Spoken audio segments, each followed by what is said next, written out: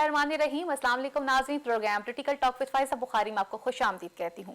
नाज़रीन, आज के प्रोग्राम में हम जिन इशू से बात करेंगे, सबसे पहले बात की जाएगी कुछ आलमी दुनिया के हवाले से। अगर इंटरनेशनल लेवल पर बात करके देखते हैं तो फिर इंतहाई अफसोस से कहना पड़ता है कि जहाँ बहुत बड़ी तब्दीलियाँ होती जा रही हैं, वहीं पर हमारे पड़ोसी मुल्क भारत के अंदर इस वक्त बहुत बड़े लेवल पर एहतजाज किया जा रहा है। मैं उसी एहतजाज की बात कर रही हूँ जो किसान कम्यूनिटी इस वक्त कर रही है। लेकिन अनफॉर्चुनेटली जिस तरह से इस एहतजाज को हाईलाइट करना चाहिए था या वहाँ की मसाइल को या वहाँ की खामियों को सामने लाना चाहिए था, उस पर हम इस तरह से बात करते हुए नजर नहीं आते। जबकि पाकिस्तान में होने वाले इश्यूज इंडिया में ज्यादा अच्छे तरीके से बताए जा रहे होते हैं, बल्कि उन पर अच्छी खासी तरह से डिबेट भी की जा रही होती है, बल्कि हमारे कानून को हमसे ज्यादा वहां पे बयान किया जा रहा होता है। अगर हम किसान कम्युनिटी के एहतजाज की बात करते हैं तो यहाँ पर 3 पॉइंट ऐसे हैं कि जिनको उन्होंने मानने से इनकार कर दिया गया और उनका यह कहना है कि इस वक्त हमें फ्री हैंड दिया जाए और जो 3 शराइत वहां पर रखी गई हैं हम उन 3 शराइत को नहीं मांगते, जिसमें ज्यादा से ज्यादा मंडियों का कयाम है और वो नहीं चाहते कि उन्हें किसी भी कंपनी के साथ मुंसलिक किया जाए और वो अपनी फसलों की पैदावार में मजीद इजाफा भी चाहते हैं और हर शहर के अंदर एक जखीरा अंदोजी के लिए या उनकी रसाई के लिए वहां पर एक जगह को बनाने का कयाम जो है वो जरूरी बनाया जाए। और ये एहतजाज दिन ब दिन एक नई शक्ल इख्तियार करता चला जा रहा है। बहुत सारे आलमी मुबसरीन का ये भी कहना है कि मोदी सरकार जो है वो नाकाम हो चुकी हुई है इस वक्त अपने लोगों को फैसिलिटेट करने में। यही वजह रही कि उन्होंने जुम्मे के दिन चिड़ीकोट सेक्टर के ऊपर अक़वाम मुत्तहिदा की गाड़ी को निशाना बनाया। ये वो गाड़ी है कि जो अमन की बात करते हैं या जिनका लोगो इस वक्त आलमी बरादरी जो है वो अमन और इंसानी हकूक के हवाले से बात करते हुए नजर आते हैं। इस गाड़ी को निशाना बनाने के फौरन बाद हमने देखा कि वज़ीर आज़म इमरान खान साहब का जो बयान रहा और उसमें यह बात उन्होंने क्लियरली कह दी कि हमें नहीं भूलना चाहिए कि भारत किसी भी ओछे हथकंडे को अपना सकता है। उसकी वजूहात क्या हैं कि एक तो उन्होंने अपने इश्यूज की तरफ से लोगों का माइंड डाइवर्ट करवाना है कि आलमी बरादरी या बाकी लोग उन इश्यूज की तरफ ना जा सके। सेकेंडली, फॉल्स फ्लैगशिप के नाम से या फॉल्स फ्लैग के नाम से जो उसने एक मुहिम फिर दोबारा से आगाज करने की कोशिश की है, ये इंतहाई खतरनाक बात है। हमारे पास प्लस पॉइंट ये रहा कि इस वाक़े के फौरन बाद हमने आलमी इदारे से भी रुजू किया और इसकी मजम्मत भी की है। अब देखना यह है कि आलमी इदारा इसके ऊपर क्या नोटिस लेगा। एक तरफ तो हम बात करते हैं इंटरनेशनल इश्यूज के हवाले से, तो दूसरी जाने पर अगर बात की जाए तो कोरोना की दूसरी लहर इंतहाई खतरनाक मराहिल में दाखिल हो चुकी हुई है। कोरोना की इस वक्त बदलती हुई जो सिचुएशन है, सऊदी अरब की तरफ से परवाजों के ऊपर जो बैन लगा दिया गया है, परवाजें मनसूख कर दी गई हैं, यूरोप में कंडीशंस टोटली चेंज होनी जा रही हैं। कोरोना बेसिकली इस वक्त जो नई शक्ल इख्तियार कर चुका हुआ है और माहिरीन का ये कहना है कि इसमें नई इकसाम आ चुकी हुई हैं, तो कोरोना को किस तरह से लेके हम डील करेंगे और कोरोना की जो वैक्सीन बनाई गई है इसके ऊपर बहुत सारी बातें की जा रही हैं। मुबसरीन का ये भी कहना है कि it's harmful for your body, या ये यूजफुल भी हो सकती है, हार्मफुल भी हो सकती है। यहाँ पर कुछ लोगों के ये भी एतराज़ात सामने आते हैं कि अगर कोरोना की वैक्सीन बनाई गई थी तो अमेरिकन प्रेसिडेंट ने इसको लगवाने से क्यों इनकार किया। कुछ लोगों का ये भी कहना था वो ठीक हो चुके थे, कुछ का ये कहना था कि वो शायद इस वक्त नहीं समझ रहे थे कि उनको ये वैक्सीन लगानी चाहिए। लेकिन अगर कोरोना इतना डेंजरस सिचुएशन की तरफ जा चुका है तो वैक्सीन के इस्तेमाल के अंदर रुकावट क्यों, और वैक्सीन पाकिस्तान तक कैसे पहुंचेगी, और वो गरीब ममालिक जो सिर्फ अफोर्ड नहीं कर सकते वो इसके लिए क्या करेंगे। पाकिस्तान की करंट सिचुएशन पे बात भी करेंगे। इस वक्त अगर देखा जाए तो हमारे सियासी हालात बहुत हद तक तब्दील हो चुके हुए हैं। वज़ीर आज़म इमरान खान साहब ने कह दिया है कि आई एम वेटिंग फॉर कि मुझे फौरी तौर पे इस वक्त इस्तीफे चाहिए। मैं तो दुआ करता हूं कि अपोजिशन इस्तीफे दे। अगला प्लान गवर्नमेंट के पास क्या होगा, और साथ ही साथ उन्होंने ये बात क्लियर कर दी कि आर्मी जो है वो मेरे अंडर काम कर रही है, मैं आर्मी के अंडर काम नहीं कर रहा। मरियम नवाज साहिबा इस बात पे काफी गुस्से में भी रही हैं। अपोजिशन कहाँ जाएगी, लॉन्ग मार्च किया जाएगा, नहीं किया जाएगा, क्या मौलाना फजल रहमान साहब जो हैं वो अपने जाती मफादात की खातिर बिलावल भुट्टो जरदारी और मरियम नवाज साहिबा का इस्तेमाल कर रहे हैं। सेनेट इलेक्शन किस तरफ जाएंगे, इन तमाम इशू से बात करने के लिए आज जो एनालिस्ट का पैनल मुझे स्टूडियो में ज्वाइन कर रहा है, हमारे साथ मौजूद होंगे कर्नल रिटायर्ड अलीजाज साहब, उन्हें प्रोग्राम में खुशामदीद कहती हूँ। उनके साथ तशरीफ रखते हैं सजाद अनवर साहब, उन्हें भी प्रोग्राम में खुशामदीद कहती हूँ। माहिर माशियात हैं और हिस्ट्री के टीचर भी हैं डॉक्टर कैस असलम साहब, उन्हें भी प्रोग्राम में खुशामदीद कहती हूँ। सबसे पहले आगाज आपसे करना चाहूंगी कर्नल अलीजाज साहब आपसे। अगर हम बात करते हैं इंटरनेशनल इश्यूज के हवाले से, इंडिया इस वक्त करंट सिचुएशन में जिस तरह से आगे जा चुका हुआ है और कुछ चीज़ें जो है वो आउट ऑफ कंट्रोल हो चुकी हुई हैं, वहाँ पर आने वाले जो इस वक्त के इश्यूज हैं, जिसमें अगर किसान बिरादरी के एहतजाज की बात की जाए तो ये एहतजाज काफ़ी दिनों से जारी है। इस हवाले से इंडियन गवर्नमेंट का कोई इतना अच्छा ज़बरदस्त स्टांस अभी तक सामने नहीं आ सका। हालांकि मुज़ाकरात की पेशकश भी की गई है, लेकिन एजेंडा वही है कि जब तक वो तरामीम जो हैं वापस नहीं ली जाएंगी तब तक एहतजाज ख़त्म नहीं होगा। मुबसरीन का ये भी कहना है कि ये जो एहतजाज है ये एक नई शक्ल भी इख्तियार कर सकता है जो इंडिया को डिवाइड कर सकता है। क्या कहेंगे इस हवाले से? नो डाउट इंडिया जो है इस वक्त एक बहुत क्रिटिकल स्टेज से गुजर रहा है। अभी जो गवर्नमेंट ने रिसेंटली एसोसिएट किया है एग्रीकल्चर प्रोडक्ट्स को और किसानों के इंटरेस्ट को कॉर्पोरेट के साथ, वो नेचुरली जो है किसानों के जो इंटरेस्ट है उन्हें हैम्पर कर रही है। मगर ये एक पहला इंसिडेंस नहीं है। अभी कुछ अर्सा पहले उन्होंने जो सिटीजनशिप रजिस्ट्रेशन एक्ट पास किया था, उन्होंने 20 मिलियन मुसलमान हैं वहाँ पे, तो 26 मिलियन के करीब क्रिश्चियंस हैं, उन्हें इफेक्ट किया है। किसान मूवमेंट की वजह से इस वक्त वर्चुअली जो है आपका पंजाब ऑलमोस्ट लॉकडाउन हुआ हुआ है। कभी लुधियाना में कोई प्रॉब्लम हो रही है, कभी दिल्ली में वो धरने दे रही हैं। और इसको हम बेसिकली सिख्स ज़्यादा हैं वहाँ पे, तो आप वाली बात भी सही है कि कहीं ये मूवमेंट जो है वो सिख मूवमेंट को दोबारा से ट्रिगर ना कर दे जी। अब ये चीज़ एक बहुत डेंजरस चीज़ है। मोदी सरकार को नेचुरली डाइवर्ट करनी है टेंशन, अपने गवर्नमेंट को जो है वो सपोर्ट करना है, और ऐसे में जो है वो वैक्यूम फिल करने के लिए जो है वो कोई ना कोई ऐसा शोशा छोड़ सकते हैं जिससे उनकी जो है वो लोगों की, पब्लिक की जो है अटेंशन वो डाइवर्ट हो जाए। अभी जैसे आप बात कर रही थी सीजफायर वायलेशन की, CFVs 18 दिसंबर को इन्होंने की है, ये तकरीबन कोई 11:15 बजे का टाइम था। अब यूनाइटेड नेशन की जो गाड़ी होती है, आपने भी देखी होगी, व्हाइट कलर की, दूर से नजर आती है, और उसका फ्लैग लगा होता है, फ्लैग लगा होता है और ऊपर ब्लू रंग से लिखा हुआ होता है। और मोर ओवर ये मैंने फिर जब वायलेशन की खबर आई तो मैंने पहली चीज जो चेक की वो ये थी कि विजिबिलिटी वहां पे उस वक्त क्या थी, धुंध के हालात क्या थे। ऑल्दो अगर धुंध हो फिर भी विजन साइट्स होती हैं, ऐसी चीजें हमारे पास होती हैं जिससे पाकिस्तान ऑब्वियसली आप जब किसी चीज पे टारगेट करते हैं तो आप उसको क्लियरली देख रहे होते हैं, तब उसे टारगेट कर रहे होते हैं, उससे पहले नहीं करते। और उस दिन जो है विजिबिलिटी भी क्लियर थी। ये क्यों किया गया? This is a big question. और कुछ दिन पहले वहां पे उन्होंने चिड़ीकोट सेक्टर में बम्बार्डमेंट की थी, और ये गाड़ी जो है ये पलवान विलेज जा रही थी वहां पे देखने के लिए। पलवान आप जाएं तो जाके देखें, लोग खुद बताते हैं कि जी ये देखें ये बम पड़े हुए हैं, ये देखें हमारा घर तबाह हो गया है, हमारे जानवर मर गए हैं वायलेशन की वजह से। और ये पहली वायलेशन नहीं है, इस साल की ये तकरीबन 3000 वायलेशंस कर चुके हैं, तकरीबन पूरी होने वाली हैं, तकरीबन जो है 3000 जी बिल्कुल 3000 वायलेशंस हुई हैं, हो गई हैं। और ये अभी पिछले जो चंद महीनों में इन्होंने वायलेशन की है, उसमें हमारे 27 के करीब सोल्जर्स जो हैं वो शहीद हुए। अब तक की जो मजमूई तादाद है शहरियों की वो 276 बताई जाती है। 276 है, बिल्कुल। हाँ जी। तो अब इस सिनेरियो में हमें ये भी देखना पड़ेगा कि इंडिया कोई वेंचर प्लान कर रहा है, ठीक, और जिसके हमें शवाहिद भी मिले हैं, और हमारे जो एक्सटीरियर मिनिस्टर हैं उन्होंने भी इसकी तरफ रेफर किया, but we are ready for that. ठीक, वो जो भी वेंचर करती है। सजाद अनवर साहब, जब अपोजिशन अपनी तहरीक स्टार्ट करने जा रही थी पाकिस्तान डेमोक्रेटिक मूवमेंट, तब भी हमने देखा कि एक बात गवर्नमेंट की तरफ से बड़ी क्लियरली की जा रही थी, और जब ये बात आई प्रेस ब्रीफिंग के ऊपर, जिस प्रेस ब्रीफिंग के अंदर ISPR के हेड भी मौजूद थे और साथ में शाह महमूद कुरैशी साहब भी मौजूद थे, इट्स वेरी अलार्मिंग पोजीशन कि दोनों शख्सियात सामने बैठकर प्रेस ब्रीफ दे रही हैं और बता रही हैं कि किस तरह से इंडिया इन्वॉल्व हो सकता है पाकिस्तान में, या किस तरह से अपनी मूवमेंट तेज कर सकता है अगेंस्ट पाकिस्तान के।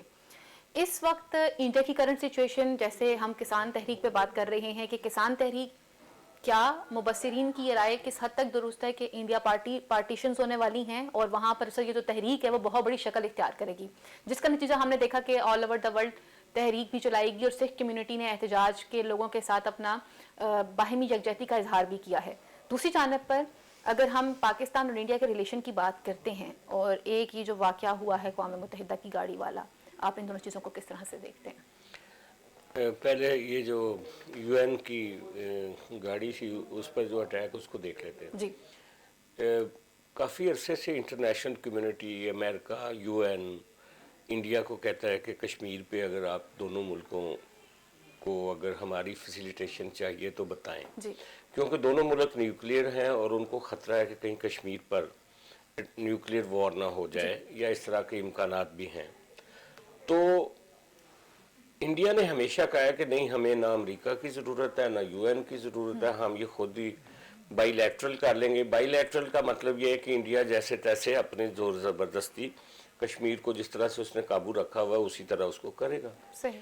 तो ये उसने बेसिकली UN को मैसेज दिया है कि बीच में मत आए, हम लोगों को मार रहे हैं या उधर बम गिरा रहे हैं तो आप जाके विटनेस ना करें और देखें ना, आपकी ज़रूरत नहीं, रिपोर्ट ना करें, आप रिपोर्ट ना करें, आपकी ज़रूरत नहीं है।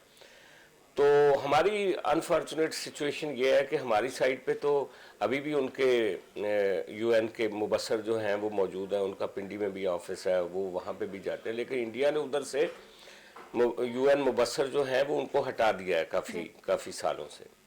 फिर हमने गलती करके फेंस भी लगवा दी जनरल मुशर्रफ के टाइम पे, जो कि पहले हम लड़ते थे, जब भी वो फेंस लगाने लगते थे तो हम फायर कर देते थे और फेंस नहीं लगने देते थे।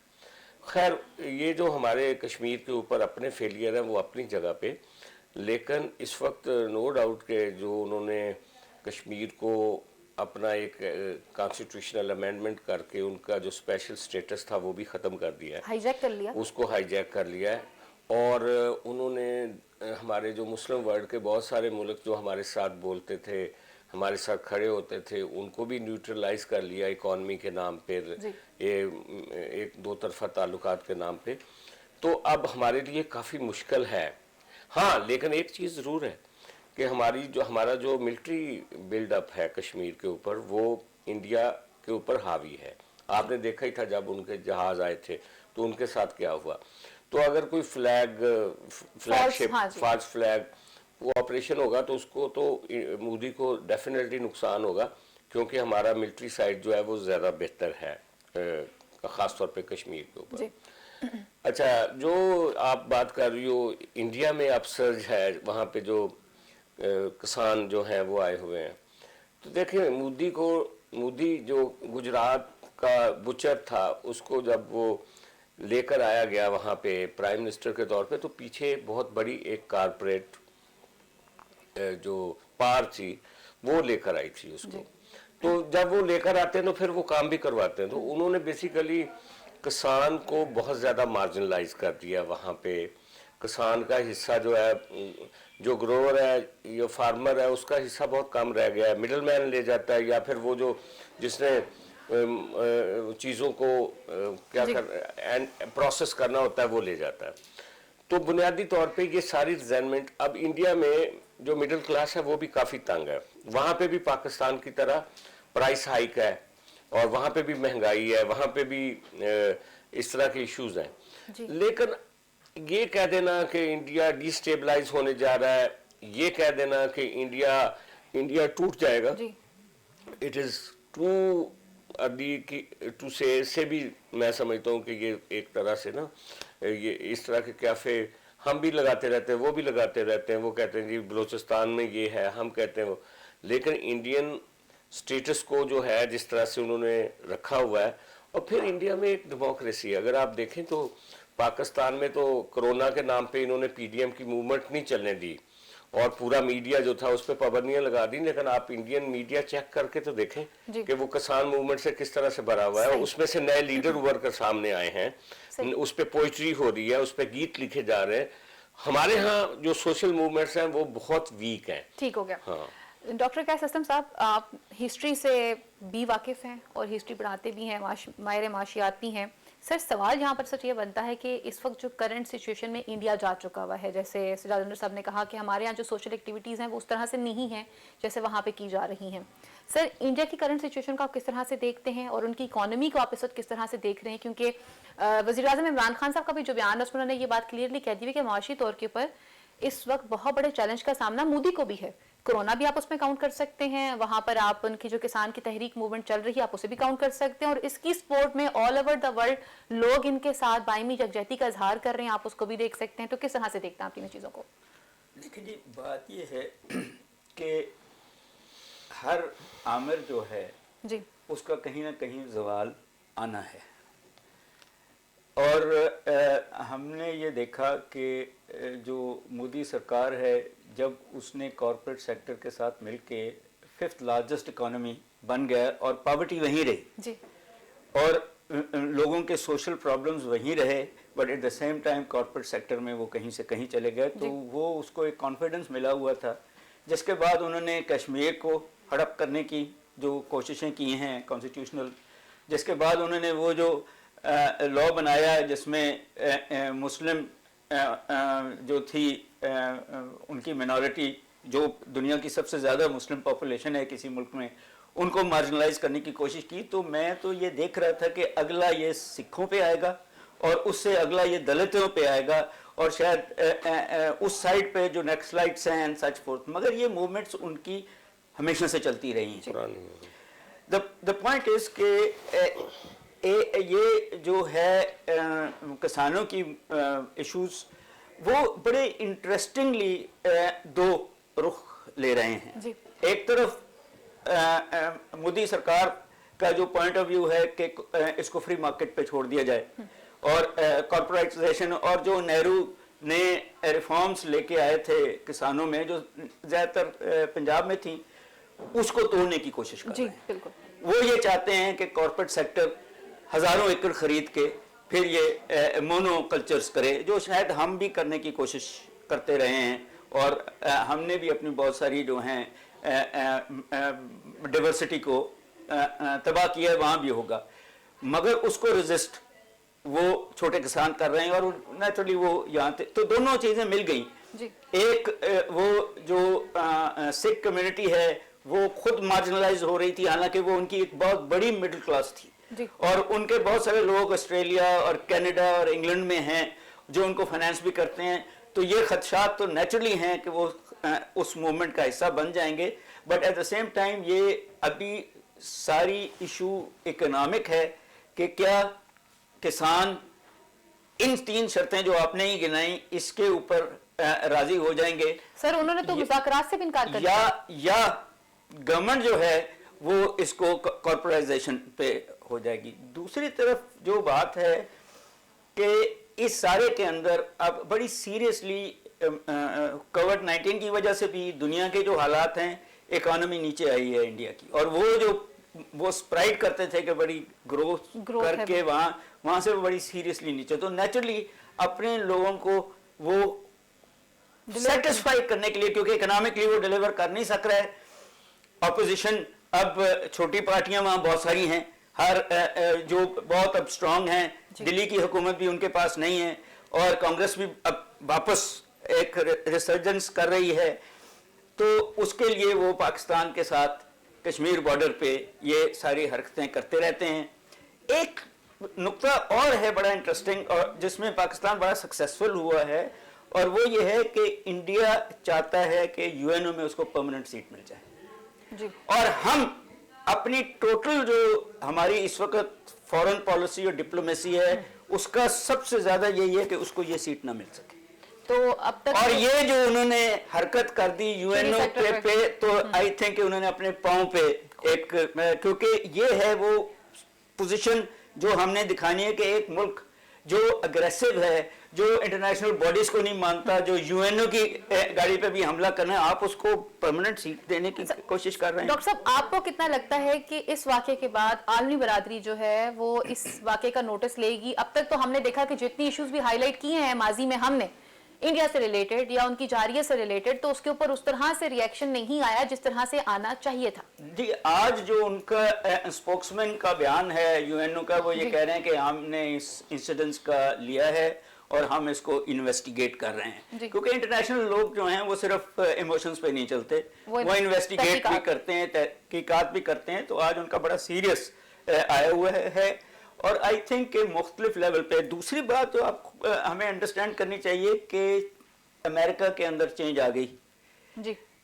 ट्रंप जो इंडिया के साथ बहुत अच्छे तल्लुकात के साथ थे, अब शायद 20 जनवरी के बाद डेमोक्रेट्स होंगे। तो डॉक्टर साहब आप मुझे बताएं, आप हमें कब ये फील होगा कि इंडिया और अमेरिका के ताल्लुकात अच्छे नहीं? जी देखें, हमें प्रेशराइज करना होता है तो उनके तो ताल्लुकात ठीक हो जाते हैं। मैं और व्यू पॉइंट का हूं, मैं समझता हूं कि पाकिस्तान के अमेरिका के साथ कभी भी तल्लुकात खराब नहीं होंगे। We are their frontline state, जब भी उनको जरूरत पड़ेगी उनको इंडिया की नहीं पड़ेगी, पाकिस्तान की पड़ेगी जी। हम चाहते हैं कि हमें इक्वल लेवल पे ट्रीट किया जाए, जो अमेरिका नहीं करता और ना कभी वो करेगा, कभी हम उनसे नहीं कर सकते। उसका तल्लुक हमारी इकोनॉमिक डेवलपमेंट से है। जब तक हम इस मुल्क को उस लेवल पे इकोनॉमिकली डेवलप नहीं कर लेंगे, हम अपने लोगों को वो मराते नहीं दे देंगे, हम सबसर्विएंट स्टेट ही रहेंगे। साहब मराते कैसे मिलेंगी? गवर्नमेंट के पास तो कोई प्लान ही नहीं अभी तक, गवर्नमेंट के पास, अपोजिशन के पास प्लान नहीं रहा। देखें वो प्लान्स जो हैं अगर कॉर्पोरेट सेक्टर नहीं देने हैं, IMF नहीं देने हैं, तो वो तो दे रहे हैं जी। बट द पॉइंट इज कि आप वो जो 4 सतून हैं किसी भी इकोनॉमी के, लैंड, हमने उसको इतनी, हमारे पास लैंड है, इतनी नेचुरल रिसोर्सेज हैं, हमने अभी तक उनको वायबली इस्तेमाल ही नहीं किया।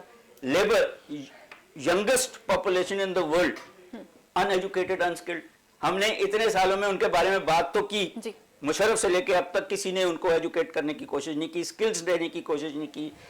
कैपिटल, ना हमारे पास टेक्नोलॉजी है और ना ही हमारे पास फाइनेंसेस हैं, दोनों हमारे पास नहीं है, और हमने इसको, और चौथा जो है वो एंटरप्रेन्योरशिप।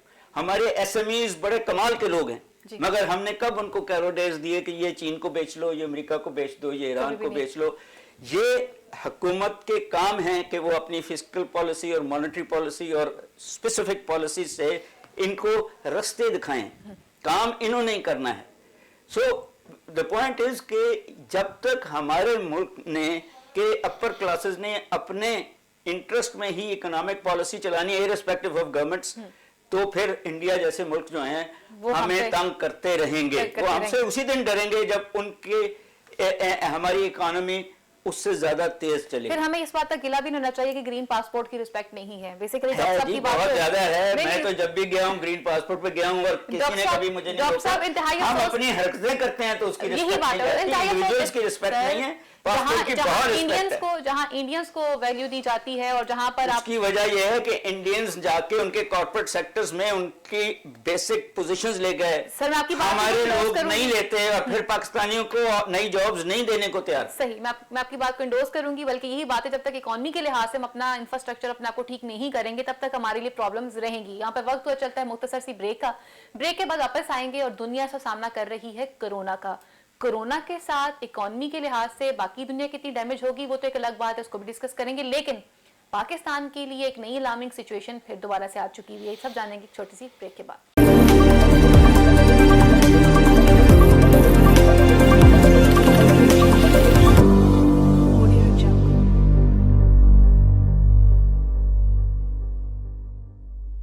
दुनिया में इकोनॉमी इस वक्त टोटली डिसरप्ट है। कहीं मार्केट शेयर की जंग है, कहीं प्राइसेस की। कोई वैल्यूज क्रिएट कर रहा है और कोई सप्लाई चेन स्ट्रॉन्ग कर रहा है। इसलिए ग्लोबली इक्विटीज, कमोडिटीज और प्रेशियस मेटल्स वॉलेटाइल हैं। पाकिस्तान खुद इंटरनल और एक्सटर्नल फ्रंट्स के इकोनॉमिक चैलेंजेस को काउंटर कर रहा है। क्या कर पाएगा और इतने रिस्की एनवायरनमेंट का इंपैक्ट हमारे बिजनेसेस पे क्या होगा? इन तमाम अहम अमूर को हम स्मार्टली डिस्कस करेंगे अपने programme business news daily with Ehsan Iqbal में। So watch us Monday through Friday only on Talent News. Pakistan में ऑनलाइन बिजनेस का क्या है स्कोप? पाकिस्तान एक डिजिटल कंट्री बन रहा है। पाकिस्तान में डिजिटल इंप्रूवमेंट्स कैसे हो रही हैं? हम डिजिटल पाकिस्तान में आपकी मुलाकात करवाएंगे पाकिस्तान के मशहूर IT एक्सपर्ट्स से, जो कि देंगे आपके सवालात के जवाब। देखते रहिए टैलेंट न्यूज़।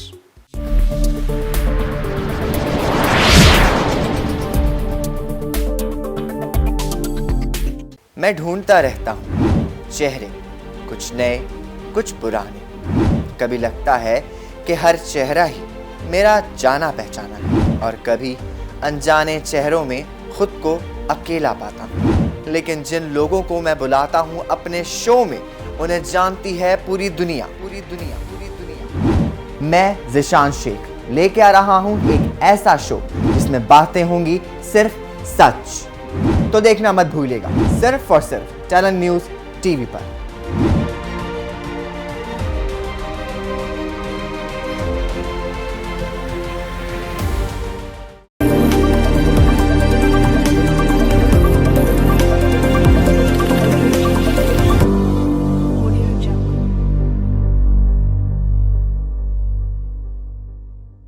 वेलकम बैक नाज़रीन, आपको प्रोग्राम में दोबारा से खुशामदीद कहती हूँ। हमारे साथ इस वक्त आज एनालिस्ट का पैनल मौजूद है।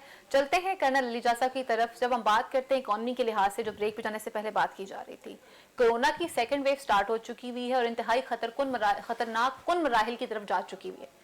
तो अली जासा साहब, आप इसको किस तरह से देखते हैं? ऑल ओवर द वर्ल्ड जो है वो फिर दोबारा से पाबंदियाँ लगाना शुरू कर दी गई हैं। हम फिर दोबारा से लॉकडाउन की तरफ जा रहे हैं, इकोनॉमी ऑलरेडी डैमेज हो चुकी हुई है और जो रहती सहती कसर हो गया वो फिर दोबारा से पूरी हो जाएगी? जी बिल्कुल, ये सेकंड वेव जो है ये बहुत खतरनाक है। इसमें बेसिकली जो वायरस है वो म्यूटेशन कर चुका हुआ है। और पहले जो वायरस है वो M614 था, अभी जो है वो 614G हो गया है और इसमें ट्रेट जो है वो ग्लिसराइन में चेंज हो चुका है। इसका मतलब ये है कि ये ज़्यादा स्पाइक्स बना रहा है, ज़्यादा स्प्रेड कर रहा है और ज़्यादा स्ट्रॉन्ग है। और जो चीज़ देखने में आई है रिसेंटली वो ये है कि पेशेंट नेगेटिव हो जाता है, यानी कि वायरस उसमें ख़त्म हो गया, मगर इफेक्ट्स फिर भी रहते हैं और एक्सपायरीज उसके बाद भी हो रही हैं। अनफॉर्चुनेटली पाकिस्तान में जो है अभी एक्सपायरी रेट वो 9000 क्रॉस कर चुका है। आज की जो स्टैटिस्टिक्स है 9392 और टोटल इफेक्टेड केस जो हैं वो 4,58,968 हैं। नो डाउट एक हम डिज़ास्टर की तरफ पूरी दुनिया जा रही है। हमने फर्स्ट वेव को बहुत सेंसिबली अच्छे तरीके से हैंडल किया था थ्रू स्मार्ट लॉकडाउन और बाकी चीज़ें, इकॉनमी भी इतनी इफेक्ट नहीं हुई। अब यहाँ पे हमने अगेन गवर्नमेंट को कुछ ऐसे कंक्रीट स्टेप लेने चाहिए, लाइक स्मार्ट लॉकडाउन करें या जो भी करें वो, कि इकॉनमी मिनिमम पॉसिबल इफेक्ट हो और लोगों की हेल्थ वो भी प्रोटेक्ट हो। और ये जो जलसे जुलूस अभी लॉन्ग मार्च की बात हो रही है, हम किसको एक्सपोज कर रहे हैं उसमें? अवाम को, और ना सिर्फ अवाम को, जो लीडर्स हैं वो भी एक्सपोज हो रहे हैं। तो दिस इज अनफॉर्चुनेट।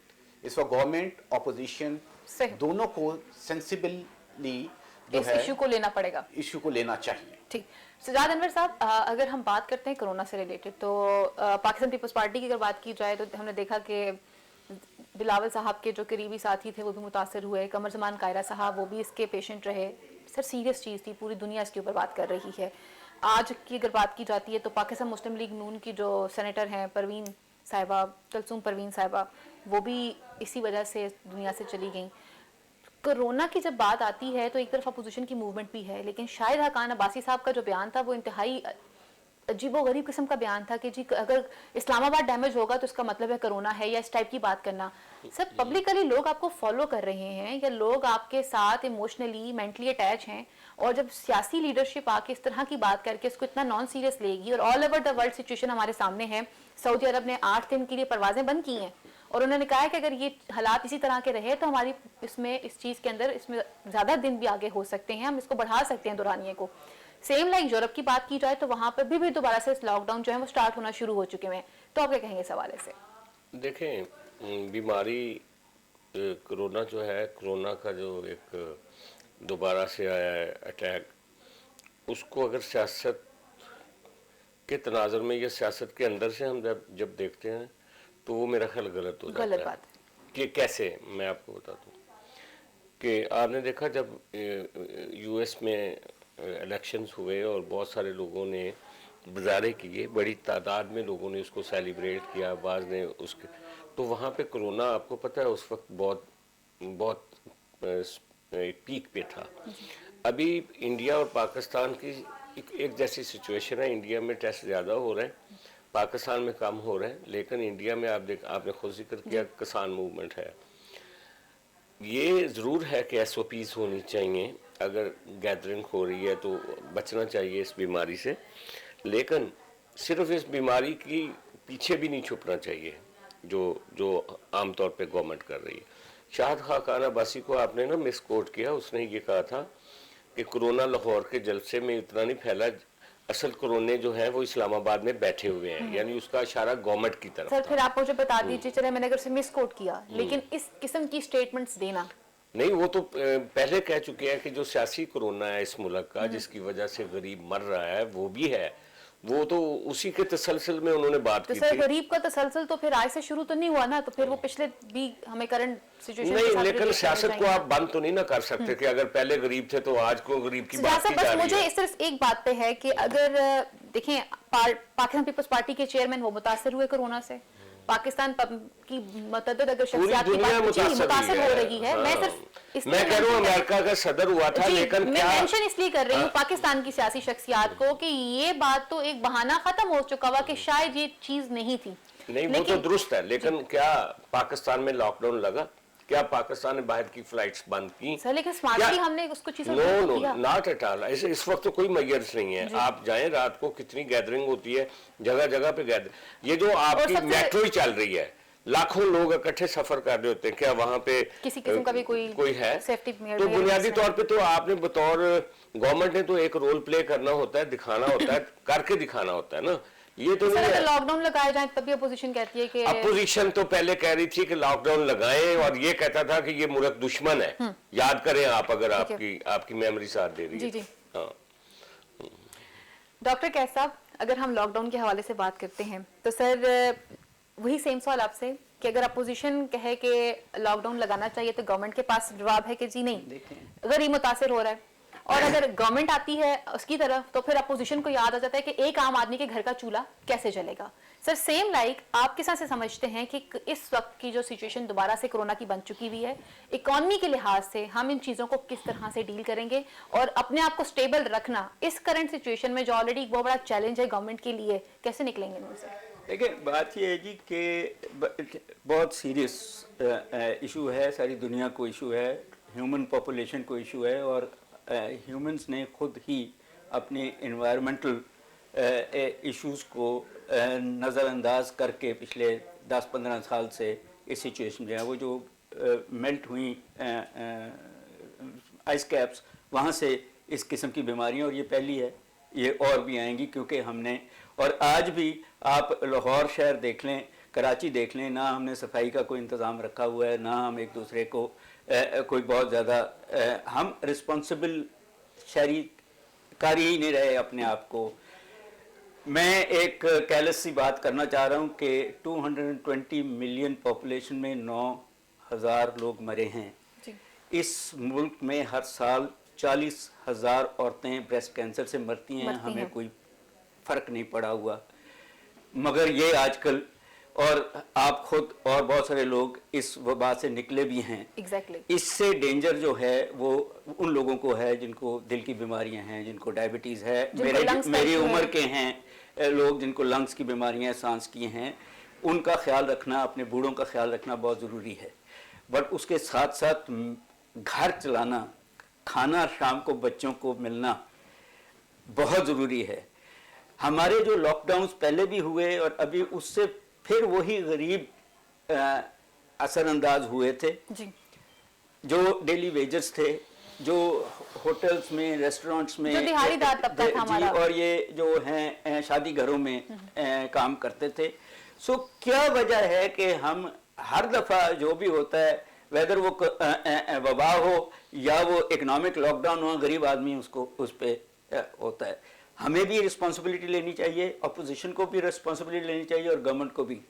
गवर्नमेंट की रिस्पॉन्सिबिलिटी ज़रा ज़्यादा बनती है क्योंकि वो इन पावर होती हैं, उनके पास ये सारे इंस्ट्रूमेंट्स होते हैं मिटिगेट करने के, रोकने के एंड सच फोर्थ। सिर्फ शोर मचाने से नहीं होगा, हमें बहुत सीरियसली अपने शहरों को साफ करना पड़ेगा, और प्रैक्टिकली इसके हवाले से कोई वर्क होना चाहिए जी। और हमें बड़ी सीरियसली जो लोग अनएम्प्लॉयड होते हैं उनके लिए रोजगार, कहीं मेगा प्रोजेक्ट्स गांव में पानी के रिजर्वायर्स कहीं ना कहीं गवर्नमेंट को शुरू करने पड़ेंगे, ताकि अगर एक जगह उनको नौकरी नहीं मिल रही है, मुलाजमत नहीं मिल रही, तो दूसरी जगह से गवर्नमेंट इंडस्ट्री के हवाले से तो काम करना शुरू हो। जी, इंडस्ट्री तो प्राइवेट सेक्टर है ना जी बेसिकली।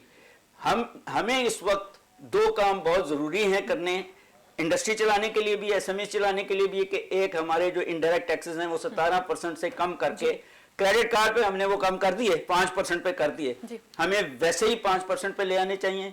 दूसरी तरफ हमें मेगा प्रोजेक्ट्स गवर्नमेंट को चलाने चाहिए, ताकि जो वनरेबल सेक्शन ऑफ सोसाइटी हैं, एज आई सेड कि जो कोरोना के साथ भी वनरेबल हैं और जो भूख के साथ भी वनरेबल हैं, उनको प्रोटेक्ट करना। आप और मैं कहीं ना कहीं हम हॉस्पिटल्स का बिल भी दे सकते हैं, हम अपने आप को प्रोटेक्ट भी कर सकते हैं। उस तबके को प्रोटेक्ट करना दोनों पॉलिटिकल सेक्शंस का काम है और फिर हम लोगों का काम है जी। कर्नल इजाज़ साहब, अगर हम बात करते हैं गवर्नमेंट के हवाले से, तो वज़ीर आज़म इमरान खान साहब की एक हालिया इंटरव्यू की अगर बात की जाए तो अपोजिशन ने कहा था हम इस्तीफे देंगे, और इस्तीफ़ों का इंतज़ार कर रहे हैं वज़ीर आज़म इमरान खान साहब। उन्होंने कहा मुझे तो इंतज़ार है कि इस्तीफे आ जाएं, और ये भी कहा गया कि जी असेंबली भी मुतासर हो सकती है, आधे से ज़्यादा असेंबली भी खाली हो सकती है, लेकिन खान साहब ने कहा कि आई एम वेटिंग और इसका एक प्लान बी भी मेरे पास है। वो प्लान बी क्या हो सकता है, या खान साहब क्या माइंड में सोच कर बैठे हैं, मैं पहले इसको क्लियर किया जाए अगर इस्तीफे आ जाते हैं। देखिए, इमरान खान साहब ने जो अनाउंस किया है वो बाई इलेक्शंस का ही अनाउंस किया है जी। और एज पर कॉन्स्टिट्यूशन मैं कोट करना चाहूँगा, कॉन्स्टिट्यूशन हमारी कहती है occurrence of vacant seat of one or more will not have any effect on vote in parliament। अभी हमें जो सिंपल मेजॉरिटी चाहिए 342 टोटल नंबर ऑफ सीट्स है, सिंपल मेजॉरिटी जो चाहिए वो 172 चाहिए और कोरम के लिए हमें जो फिगर चाहिए दैट इज 83 जी।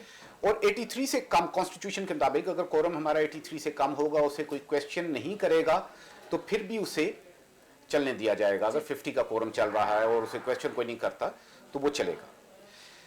अब यहाँ पे देखने वाली चीज़ ये है कि क्या पीडीएमए की तमाम जो जमातें उसमें मौजूद हैं और तमाम एमपीए एमएनए जो सीट होल्डर्स हैं, क्या वो इस्तीफों के लिए इंटरेस्टेड हैं? जी। ये एक बहुत बड़ा क्वेश्चन।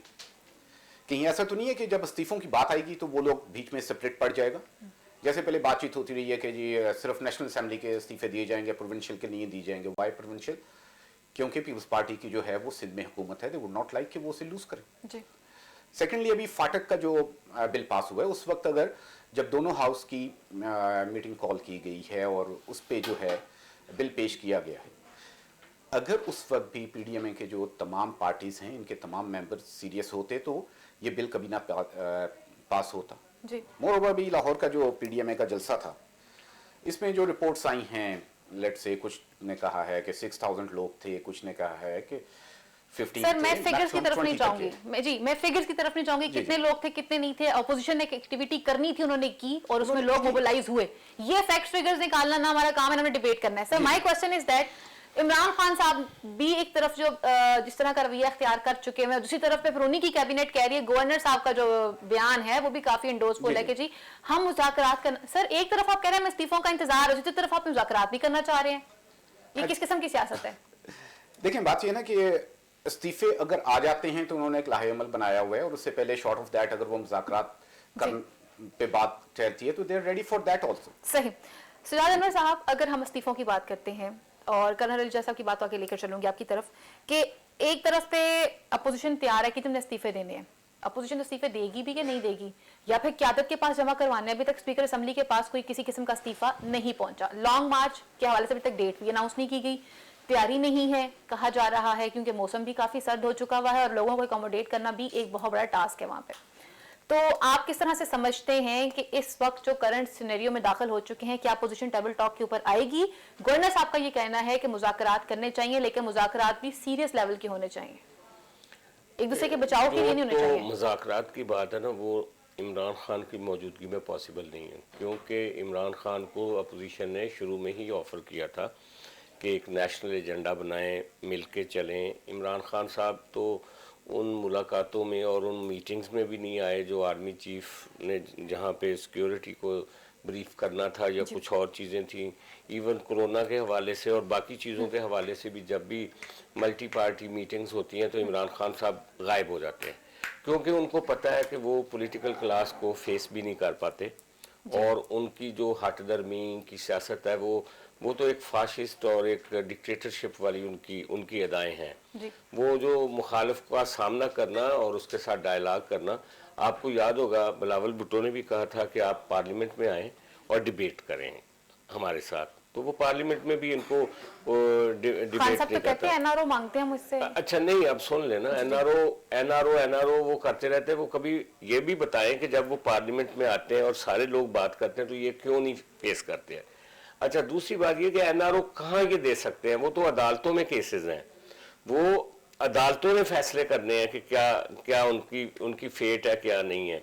और पहले एनआरओ की बात करते हैं जनरल मुशर्रफ की, तो आपको याद होगा कि सुप्रीम कोर्ट ने वो मुस्तरद कर दिया था एनआरओ और सारे मुकदमे दोबारा कोर्ट्स में गए थे। जी बिल्कुल। अच्छा, लिहाजा ये एनआरओ की ऐसे ही वो एक पॉलिटिक्स करते हैं, इसके अलावा मतलब एक वर्ड इस्तेमाल किया जाता है। एक वर्ड इस्तेमाल। अच्छा, अभी मैं आपसे ये शेयर करना चाह रहा हूँ कि क्या अपोजिशन इसलिए इस्तीफे देगी कि वो जाएं और वो उसको एक्सेप्ट करें और वो बाई इलेक्शन करवा दें? It is so funny and so simple. Opposition तो उस वक्त जब बिल्ड अप करेगी, जब वो इस तरह की एनवायरनमेंट होगी जिसके नतीजे में इसको घर भेजा जाए, तो उस वक्त एक टूल के तौर पे इनको यूज करेगी। अच्छा, अभी मतलब ये इस्तीफे डेफिनेटली चेयरमैन बिलावल ने पिछले दिनों ये कहा था कि ये हमारा एटॉमिक बम है, ये हम स्ट्रेटेजिकली इसको यूज करेंगे, इसको हम टाइम ये से कोई पहले ऐसे तो नहीं हो सकता कि हम कोई इमरान खान को सर्व करने के लिए तो इस्तीफे नहीं देना ना कि वो ज्यादा स्ट्रांग हो जाए। सही। डॉक्टर कैसा करंट सिचुएशन गवर्नमेंट की आपके सामने है, एक बंदा कह रहा है मैंने इस्तीफे देने, दूसरा कह रहा है मैं आपके इस्तीफों का इंतजार कर रहा हूँ, अपोजिशन खुद बंद गली की तरफ जा रही है। सेकेंडली, मौलाना फजल रहमान की शख्सियत के बारे में अगर बात की जाए तो मौलाना साहब के बारे में अब तक उनकी गरमाजी को उठा के देखा जाए तो फायदे के बगैर उन्होंने कोई काम नहीं किया, ये सबके सामने मौजूद है। कहा यह जा रहा है कि मौलाना साहब जो हैं इस वक्त अपने फायदे के लिए इस्तेमाल कर रहे हैं बिलावल साहब को भी और मरियम साहिबा को भी, और सेनेट के इलेक्शन भी सर पे खड़े हैं, सेनेटर बनना चाह रहे हैं। देखें, बात यह है जी कि पहली बात तो ये सबको समझनी चाहिए कि ये it's a game of chess जी। हर एक के पास मूव्स और काउंटर मूव्स हैं। इस्तीफे उसी मूव्स और काउंटर मूव्स का एक हिस्सा है। वो कहा भी जा सकता है कि हम देंगे और फिर नहीं देंगे, और अगले कह रहे हैं कि हम बाई इलेक्शन करा देंगे and such for these are moves and counter moves. जहाँ तक मुज़ाकरात का बात है, किस बात पे मुज़ाकरात? एक बंदे को घर भेजना है तो उस पर यह तो नहीं कहा जा सकता कि आओ बैठे मेज़ पे और अब तुम चले जाओ। मुज़ाकरात तो आई थिंक असेंबलीज में बैठे हैं, जब FAT के ऊपर सारे बिलों के ऊपर अपोजिशन ने भी वोट दिया है और गवर्नमेंट ने भी वोट दिया है एंड सच फोर्थ। सो ये मुज़ाकरात मुझे तो समझ नहीं आ रही कि ये क्वेश्चन आता ही क्यों है कि मुज़ाकरात पॉलिटिकल गेम है।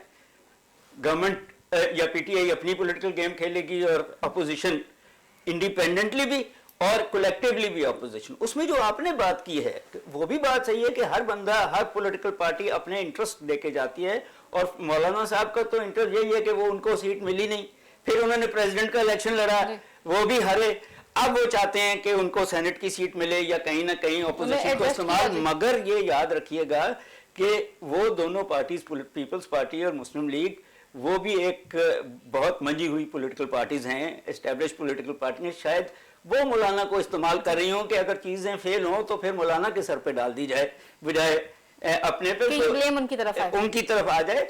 बट लेट अस सी कि ये किस तरफ जाता है। बट मेरा तो यही ख्याल है कि ये पॉलिटिकल चलेंगी दोनों तरफ से खींचतानी इलेक्शन, जिस तरह गिलगित बल्तिस्तान का हुआ है, सेनेट का भी होगा, और 5 साल पूरे करके बाद उसके बाद ये सारा इलेक्शन होगा। मगर इस सारी मूवमेंट में पीपल्स पार्टी ने, मुस्लिम लीग ने, PTI ने क्या खोया और मौलाना साहब ने क्या खोया और क्या पाया है, वो हमें स्ट्रेटेजिकली नजर आना शुरू हो जाएगा। कर्नल साहब, लास्ट में कमेंट आपसे लेना चाहूंगी, सेनेट के इलेक्शन को आप किस तरह से देख रहे हैं, क्योंकि सेनेट के इलेक्शन काफी डिबेटेबल हो चुके हैं। मरियम साहिबा ये कह रही थी कि जी डेट जो उन्होंने चेंज की है ना, ये खान साहब किस किस्म का टूल इस्तेमाल कर रहे हैं कि इलेक्शन जो है वो पहले करवा रहे हैं। 73 साल तारीख में तो पहले कभी हुआ नहीं ऐसे कि ये इन्होंने डेट चेंज कर दी है। जी बिल्कुल, ये डेट चेंज करना जो है वो बेसिकली ये कर सकते हैं। 2 चीज़ें ये कर रहे हैं खान साहब। एक ये है कि इलेक्शंस जो हैं वो तकरीबन महीना पहले लेके आ रहे हैं, और दूसरा जो है वो ओपन हैंड पोलिंग कर रहे हैं, यानी कि ओपनली पोलिंग हो, पता हो एग्जैक्टली कि किसने किसको वोट दिया। किसको वोट दिया। इसमें सबसे इंटरेस्टिंग चीज़ जो है वो ये है कि 104 मेंबर हैं, जिसमें से 52 रिटायर हो रहे हैं। प्रेजेंटली जो है वो अपोजिशन के पास तकरीबन 61 सीट्स हैं, और 42-43 जो हैं वो इनके पास हैं, गवर्नमेंट कोलिशन के पास। अब देखने वाली चीज़ ये है कि अगर इसी सिनेरियो में चलते हुए इलेक्शंस होते हैं सेनेट के, तो फिर सेनेट की कंपोजिशन क्या हो जी।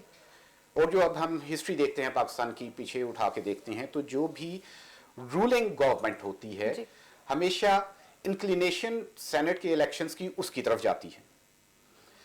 अभी जैसे प्रेजेंटली जो है रिटायर हो रहे हैं पाकिस्तान मुस्लिम लीग नून के 17 लोग रिटायर हो रहे हैं, उसमें से 12 जो है वो पंजाब के हैं। अब लाइकली ये है कि इसमें से जो मैं फोर्सी करता हूँ कि 6 से 7 सीट्स वो इन्हें मिल जाएंगी जी।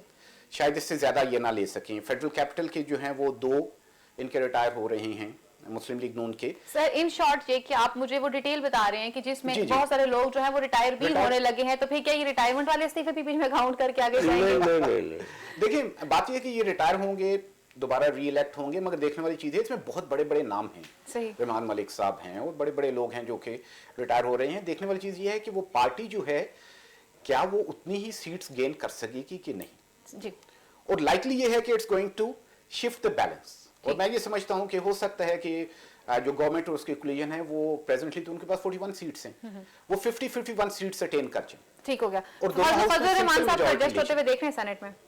जी फजल रहमान साहब अब को मुश्किल सेनेट है, में मुश्किल है। बहुत मुश्किल। नहीं, उनके एमपीएज हैं, वो आ सकते हैं। सही। एमपीएज ने इलेक्ट करना होता है, हाँ जी, उनके MPs ने केपी करना में होता है। एमपीएज है, ठीक हो गया। एमपीएज ने करना है। सही है। इसमें आप लोग कितना साथ देंगे सुजात साहब इसके अंदर? नहीं नहीं, वो तो एक कोलिजन बनेगी ना कि वहां पे पीपल्स पार्टी के कितने, नून के कितने कितने सेनेट जितवा सकते हैं। इधर भी पंजाब में भी देखेंगे, ठीक। सिंध में भी देखेंगे, वो तो उसके अंदर एक सही। डेट चेंज फार्मूला- करने पे राजी हैं आप? नहीं, डेट चेंज ये भी नहीं कर सकते। जो इलेक्शन ये का सिर्फ एक शेड्यूल होता critically points को है, रहेगा। हाँ, इलेक्शन का जो शेड्यूल होता है वो हमेशा इलेक्शन कमीशन जारी करता है। ठीक हो गया। और इलेक्शन कमीशन जो होता है वो इंडिपेंडेंट है, वो अगर इनके कहने पे करेगा तो वो खुद क्रेडिबल नहीं रहेगा। सही। ठीक हो गया। प्रोग्राम का वक्त भी यहीं पर खत्म हुआ चलता। अपने मौजूद पैनल का बहुत बहुत शुक्रिया अदा करती हूँ। नाज़रीन, अगले प्रोग्राम तक के लिए अपनी मेज़बान फायजा बुखारी को, मेरे मौजूद पैनल को इजाजत दीजिए। अल्लाह निगहबान। पाकिस्तान जिंदाबाद।